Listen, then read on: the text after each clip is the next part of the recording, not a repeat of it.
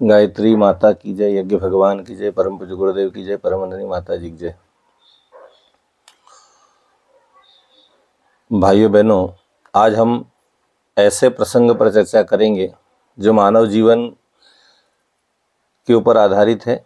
मनुष्य को जो परमात्मा ने दिया उसको मिल बांट कर यदि हम चलें तो दुनिया स्वर्ग में हो जाए।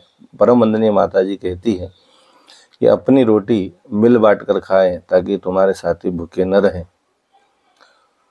जो आनंद खिलाने में वो खाने में नहीं। ऐसे ही प्रसंग पर हम चर्चा करें। प्रसंगों को आगे बढ़ाने से पहले आपसे निवेदन है, आप हमारे YouTube चैनल प्रकाश मार्ग को लाइक करें, शेयर करें, सब्सक्राइब करें ताकि हम ज्ञान की चर्चा किसी प्रकार निरंतर आगे बढ़ाते रहें, आपसे जुड़े रहें, आप हमसे जुड़े रहें। तो परम पूज्य गुरुदेव प्रज्ञा पुराण के भाग खंड 3 में लिखते हैं, एक कहानी है। एक राजा बीमार हुआ। राजा बीमार हुआ तो उसका पेट दर्द बंद नहीं हो रहा था, बार बार उसको पेट में पीड़ा होती थी। राज्य के सारे राजवैद्यों ने उसका उपचार किया, आसपास से भी सारे वैद्यों को बुलाया गया, लेकिन उसके पेट को ठीक नहीं कर पाए। और सभी मंत्रीगण और सारा राज परिवार चिंतित था कि आखिर में ऐसा क्या दर्द है कि वैद्य भी इनको ठीक नहीं कर पा रहे।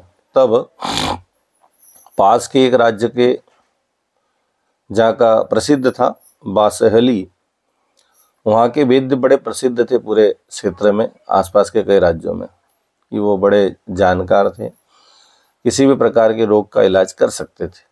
तो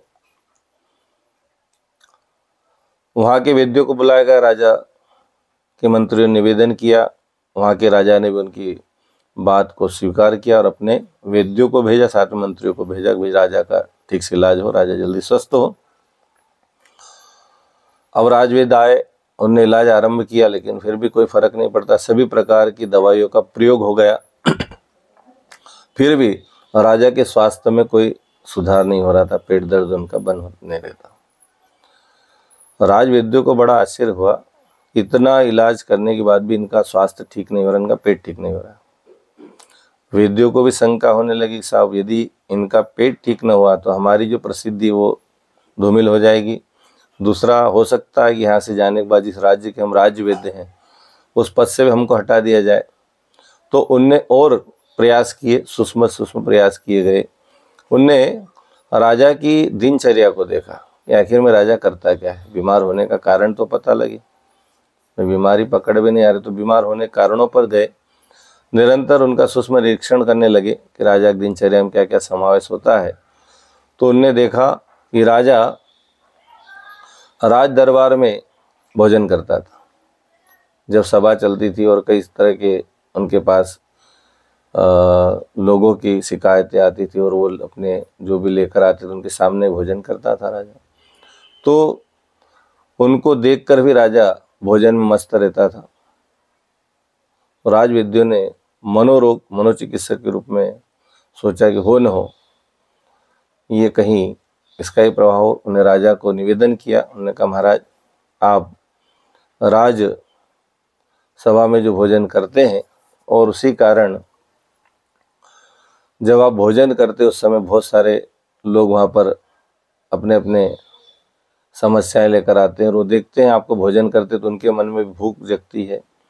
कई दुखी असहाय भूखे प्यासे लोग भी आपको देखकर उनके मन में इस प्रकार के भाव आते हैं, तो आपके भोजन पर उसका प्रभाव पड़ता है। आप स्वयं खा रहे हैं लेकिन दूसरे भूखे हैं, तो उनके जो मनोभाव है वो इसमें प्रभावित करते हैं और इसीलिए आपको ये दर्द हो रहा है। यदि आप भोजन करने से पहले दूसरों को भोजन करा के अपना भोजन आरंभ करेंगे तो आपकी बीमारी ठीक हो जाएगी। राजा ने दूसरे दिन से ऐसा ही किया, सबसे पहले राज दरबार में जितने बातें उन सबको भोजन कराया और फिर खुद भोजन करना आरंभ किया। कुछ ही समय में उनका रोग ठीक होने लगा और राजा स्वस्थ हो गए। इस प्रकार से राज्य की व्यवस्थाओं में भी काम अच्छा होने लगा, राजा स्वयं स्वस्थ हो गए। कहानी प्रज्ञा पुराण भाग 3 में है और उसमें गुरुदेव इसके पीछे जो भाव है ये है कि जो राजा करता है उससे प्रजा भी प्रभावित होती है और प्रजा से राजा भी प्रभावित होता है। जैसे हम आचरण करें वैसे लोगों पर प्रभाव पड़ता है, उसकी प्रतिक्रिया होना स्वाभाविक है। सूक्ष्म मनोभाव के रूप में शरीर की सूचना क्रिया को प्रभावित रखती है। तो भावों का बड़ा महत्व होता है जीवन में। भावपूर्ण जीवन हो, मनुष्य को मिलजुल कर जीवन जिए, दूसरों के दुख में दुखी हो और अपने सुख में सबको सुख भागीदार करें। परम पूज्य गुरुदेव कहते हैं कि सुख को बांटें और दुख को बटाएं, तब जाकर जीवन का असली आनंद आने लगेगा। आदमी सुखों में सुखी हो जाए लेकिन दुखों में दुखी न हो, तो फिर तो हम मिलजुल कर जीवन जीने का भाव करें। कहानी हमें यही प्रेरणा देती है कि मिल बांट कर हम यदि चलते हैं, मिल बांट कर खाना खाएं, आपस में प्रेम बढ़ेगा।